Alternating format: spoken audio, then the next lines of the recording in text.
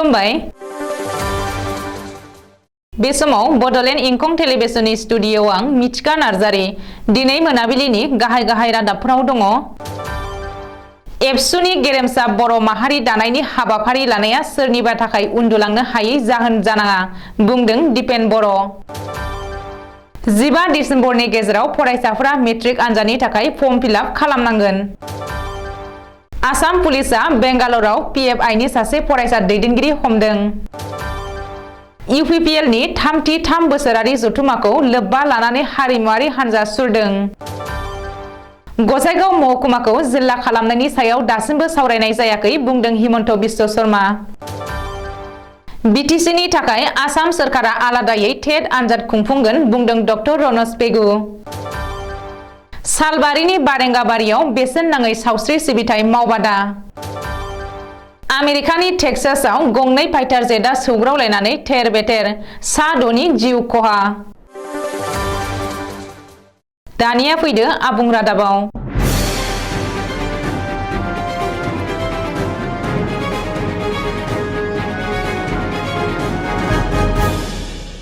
एबसुनि गेरेमसा बर' माहारि दानायनि हाबाफारि लानाया सोरनिबा थाखाय उन्दुलांनो हायै जाहोन जानाङा, बे बाथ्राखौ बुंदों एबसुनि आफादगिरि दिपेन बर'आ।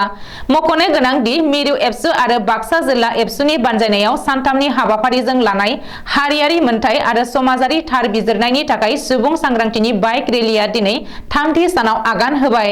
हाबाफारि बायदियै फुंबिलिनि गोथार आरजखौ जागायनानै एबसुनि आफादगिरि दिपेन बर'आ बर' हारिनि आथिखालनि थासारि आरो रायजो राजाफोरनि सानस्रिफोरनि सायाव गावनि मोनदांथिजों गोरोबनानै एबसुनि मावनो लानाय हाबाफारिनि सायाव गुवारै बिबुंथि लाखियो।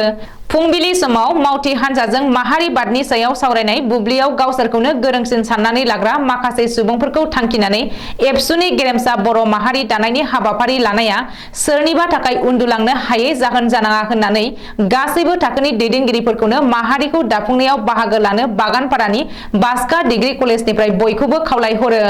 मख'नो गोनांदि बाक्सा जिल्लानि बेन्दोंआव थानाय गुबुन मोनसे दख'रानि बाइक रेलियाव बाहागो लानानै दिपेन बर'आ बुंदोंदि समाजाव गोजोन थासारि गायसननो बर' हारिखौ गोख्रों जौगाहोनो नाजानानैनो एबसुआ गामि गामि सुबुं सांग्रांथिनि बाइक रेलि लादों आरो बे हाबाफारियाव बोराय-बुरै, सेंग्रा-सिख्ला, गथ'-गथाय गासैबो बाहागो लानाया जोबोद गोजोनथाव होननानैबो दिपेन बर'आ गावनि बिबुंथियाव बुंथियो। 2023 मायथाइनि मेट्रिक आनजादनि थाखाय सेबाया नटिफिकेशन फोसावबाय। सेबाया बिथोन होनाय बायदिब्ला सेबाया बानजायनाय फैगौ 2023 मायथाइनि मेट्रिक आनजाद लिरनो गोनां फरायसाफोरा फैगौ 15 नभेम्बरनिफ्राय 15 डिसेम्बरनि गेजेराव फर्म फिलआप खालामनो नांगोन। फरायसाफोरा अनलाइननि जोहै फर्म फिलआप खालामनो नांगोन। मख'नो गोनांदि फरायसाफोरा गावबा गावनि फर्म फिलआप खालामनो थाखाय गिबियाव सेबानि अफिसियेल वेबसाइट seva.registration.in आव लगइन खालामनो नांगोन। साफ्रोमबो फरायसाफोरा आनजादनि मासुल महरै 1050 रां होनो नांगोन। बेनि अनगायैबो प्रेक्टिकेल आनजादनि थाखाय दाजाबदेरनाय 150 रां मासुल होनांगोन। बेखौबो मख'नो नांगोन दि निखावरि थाखोनि फरायसाफोरनि थाखाय आनजादनि मासुलखौ रेहाय होनाय जागोन होननानैबो सेबानि नटिफिकेशनाव फोसावदों। नटिफिकेशनाव फोसावनाय बायदिब्ला बोसोराव 2 लाख रांनि खमसिन आय खालामग्रा नखरनि फरायसुला फरायसुलिफोरनि थाखाय मेट्रिक आनजादनि मासुलखौ रेहाय होनाय जागोन। नाथाय बे रेहायनि थाखाय फरायसालिनि गाहाय फोरोंगिरिया होनाय फोरमानलाइखौ जमा होनो नांगोन। बेनि बागै गेबेङै मिथिनो थाखाय सेबानि वेबसाइट seva.registration.in आव नायनो नांगोन। आसाम पुलिसनि जाफुंसार अपारेशन। आसाम पुलिसआ बेंगालराव PFIनि सासे फरायसा दैदेनगिरिखौ हमनो हादों। Islamic organisation popular front of India सुंद'यै PFIनि उइं फरायसा आफादनि सासे फरायसा दैदेनगिरिखौ हमनो हादों होननानै आसाम पुलिसआ फोरमायथिदों। आसाम पुलिसआ बेंगालराव हमनो हानाय PFIनि फरायसा दैदेनगिरिखौ आमिर हामजा होननानै सिनायथिनो हादों। आमिर हामजाया बेंगालराव थाखुमानानै दंमोन। बे अपारेशनखौ दैदेननाय आसाम पुलिसनि DSP रेंकनि सासे अफिसारा सुलुङाव फोरमायथिनाय बायदिब्ला PFIनि दालाय फरायसा आफाद केम्पास फ्रन्ट अफ इन्डिया CFIनि दैदेनगिरि आमिर हामजाखौ बेंगालुरुनि बेंडालुरुनिफ्राय हमनो हायो। बबेखानि आमिर हामजाखौ बेंगालुरुनिफ्राय लाबोनानै गाबोन समबारखालि गुवाहाटी GGM बिजिरसालियाव हाजिर खालामगोन। मख'नो गोनां दि NIA आ हादरनाङै अपारेशन खालामनानै 250निबो बांसिन PFI दैदेनगिरि आरो सोद्रोमाफोरखौ हमनो हादोंमोन। बेनिनो सा 40खौ आसामनि गुबुन गुबुन ओनसोलनिफ्राय हमनो हादोंमोन। क'क्राझार चन्द्रपारायाव खुंनाय UPPL दोलोनि 33 बोसोरारि जथुम्माया दिनै थुंगेबाय। दिनै जोबथा सानाव गुबुन गुबुन हारि हारिसाफोरनि हारिमुआरि हानजा सुरनाय हाबाफारिबो बानजायो। बे हारिमुआरि हानजा सुरनायखौ क'क्राझार सोरखारि हायार सेकेन्डारि स्कुलनि गेलेग्रा फोथारनिफ्राय जागायो। गुबुन गुबुन हारि हारिसाफोरनि हारिमुआरि हानजा सुरनाया क'क्राझार नोगोरखौ गिदिंनानै सानमारियाव थानाय बड'फा कालचारेल कमप्लेक्सआव फोजोबहोयो। गोजोन आरो जौगाथायनि थाखाय बे हानजा सुरनायखौ फिरफिला जांख्रिनानै जागायनानै होयो UPPL नि लेङाइ आफादगिरि जिरन बसुमतारिया। मख'नो गोनांदि बे हारिमुआरि हानजा सुरनायाव UPPL दोलोनि 2023-25 मायथाइनि थाखाय गोदानै सायख'जानाय मावफुं आफादनि आफादगिरि आरो BTR गाहाय प्रमद बर' मावफुं आफादगिरि आरो रायजो सभानि MP रोनगोरा नार्जारि, गाहाय नेहाथारि अर्गेनाइजेशन माधव चन्द्र सेत्री, MLA फोर फारियै लरेन्स इस्लारि, जयन्त बसुमतारि, जलेन दैमारि, BTR लेङाइ गाहाय आरो अदालगुरिनि MLA गोविन्द चन्द्र बसुमतारि, आसामनि केबिनेट मन्त्रि उरखाव ब्रह्म आरो गोबांसा दैदेनगिरि सोद्रोमाफोरा बाहागो लायो।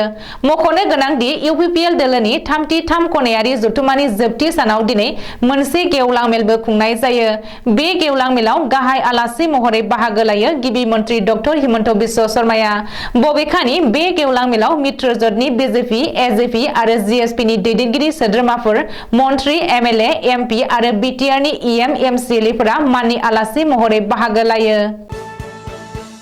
दिनै गसाइगाव फरायसालिमाया रंगिना संगिना हाबाफारिजों सनाथि मायथाइ फोरबो फालिदों। मख'नो गोनांदि गसाइगाव फरायसालिमाखौ थांनाय 1971 मायथाइयाव गायसंनाय जादोंमोन आरो दिनै गसाइगाव फरायसालिमाया आबुं 50 बोसोर जाबाय। बे हाबाफारियाव गाहाय आलासि महरै नुजाफैदों आसामनि गिबि मन्त्रि डक्टर हिमन्त बिश्व शर्माया।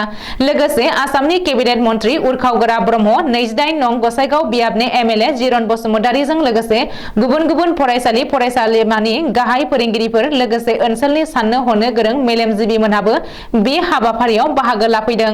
लोगोसे गोबां फरायसुला फरायसुलिफोरा गसाइगाव फरायसालिमानि सनाथि मायथाइ फोरबो फालिनाय हाबाफारियाव बाहागो लायो। बे हाबाफारियाव गसाइगाव महकुमाखौ माब्ला जिल्ला खालामनाय जागोन होननानै खौरांगिरिनि सोंथियाव गिबि मन्त्रि डक्टर हिमन्त बिश्व शर्माया खौरांगिरिफोरनि सोंथियाव बुंदों दि क'क्राझार जिल्लाखौ बुखावनानै गसाइगावखौ आलादा जिल्ला खालामनायनि बागै दासिमबो सावरायनाय जायाखै। बबेखानि गसाइगाव फरायसालिमाखौ फोजौखांनायनि थाखाय 1,50,50 लाख रां अनसुंथाइ हरनाय जाबाय होननानैबो गिबि मन्त्रि डक्टर हिमन्त बिश्व शर्माया फोरमायदों। बाक्सा जिल्ला सालबारि सोलोंथाइ खोन्दोनि सिङाव थानाय BB किसान कलेज जालायाव आसामनि सोलोंथाइ बिफाननि मन्त्रि डक्टर रनज पेगुआ गोदानै लुफुंनाय गोनोखो आयदानि मावख' आरो थाखो खथानि बिल्डिंखौ बेखेवनानै होयो। नोगोद 92,60,000 रांजों लुफुंजानाय बे बिल्डिंखौ बेखेवनानै बिल्डिंखौ नायगिदिंनानै गोदानै लुफुंजानाय बिल्डिंनि आर्किटेक्चारखौ गोजोननाय गैयैखौ फोरमायो आरो बे लुफुंजानाय आर्किटेक्चारनि सायाव नायबिजिरफिननाय जागोनबो होननानै फोरमायबावो। लोगोसे आसाम सोरखारनि सोलोंथाइ बिफाना सोलोंथाइखौ लानानै इयुनाव मावलांगोन खोथाखौ फोरमायनानै बुंदों दि 6 शेड्युल एबा BTC ओनसोलनि फरायसालिफोराव फोरोंगिरि थिसनथाइ होनाया BTC खुंथायनि आखायाव दङ आरो बेखौ BTC सोरखारा आबुं खालामगोन। बेनि थाखाय आसाम सोरखारा BTC आव बावैनो आलादा टेट आनजाद खुंफुंगोन आरो टेट उथ्रिसार जानो हानाय बिजाथिफोरखौ BTC नि फरायसालिफोराव लांदां जानाय फोरोंगिरिफोरनि मासियाव थिसनथाइ होनाय जागोन। 8,000 फोरोंगिरिफोरनि साख्रिखौ दानना होनाय बाथ्राखौ सोंनाय सोंथियाव फोरमायनानै बुङो दि जायफोर बिजाथिया कन्ट्राक्चुएलाव फोरोंगिरि महरै खामानि मावनानै दङ बिसोरो जेन 60 बोसोरहालागै खामानि मावनो हायो बेनि थाखायनो बैफोर मासिखौ बन्द खालामनाय जादोंमोन। बाक्सा जिल्लानि सालबारि महकुमा बेन्दों बारेंगाबारियाव बेसेन नाङै सावस्रि सिबिथाय मावबादा खुंदों। बरपेटा फखरुद्दिन आली आहमेद मेडिकेल कलेज आरो हस्पिटालनि मोनसे हानजाया रबिबारखालि जेबो बेसेन नाङै जासेनो डायबिटिस एबा सुगार आरो हार्टनि आनजाद नायो। सानसेनि बे हाबाफारियाव गोबां बेरामिफोरखौ बायदि रोखोमनि सावस्रि आनजाद खालामनायजों लोगोसे माखासे फिसा फिसौ बेरामनि थाखाय मुलि बायदिसिना राननानै होनाय जादों होननानै सुलुङाव फोरमायदों। आमेरिका जथाय हादरनि टेक्सासआव सनिबारखालि बेलासे समाव आमेरिकान एयार फर्सनि गंसे फाइटार जेटआ एयार श' खालामफुबाय थानाय समावनो अख्रां सायाव गावजों गाव सौग्रावलायनानै थेर-बेथेर जादों आरो खामग्लिनानै सेवहांगार जालांदों। बे जाथायाव गासै 6 एयार क्रिउ मेम्बारफोरा थैनो गोनां जादों होननानै डाल्ला नोगोरनि मेयर एरिक जनसनआ टुइटाराव टुइट खालामनानै मिथिहोदों आरो गंनैबो B-17 फाइटार जेटनि पाइलटफोरा सानैबो खामथारजाखोना माखो सानैखौबो नागिरनानै मोनाखै आरो गोथै सहबो मोननाय जायाखै होननानै फोरमायदों। दिनै मोनाबिलिनि रादाबा एसेनोसै। गोजोन्थों।